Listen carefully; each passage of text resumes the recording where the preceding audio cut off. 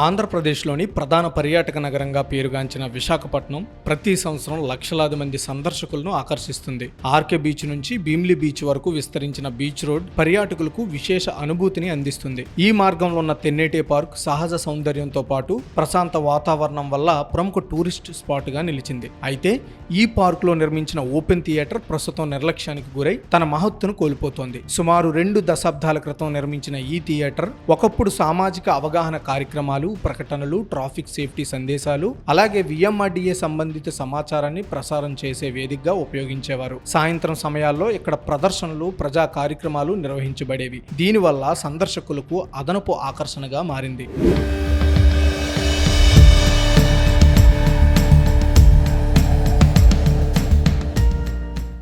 కానీ ప్రస్తుతం ఈ ఓపెన్ థియేటర్ పూర్తిగా పాడైపోయిన స్థితిలో ఉంది. స్క్రీన్ దెబ్బతినడం, నిర్వహణ లేకపోవడం వల్ల ఇక్కడ క్రమంగా చెత్త పేరుకుపోయే ప్రదేశంగా మారే ప్రమాదం కూడా ఉంది. పర్యాటకులు, స్థానికులు ఈ పరిస్థితిపై తీవ్ర అసంతృప్తి వ్యక్తం చేస్తూ సంబంధిత అధికారులు వెంటనే చర్యలు తీసుకోవాలని కోరుతున్నారు.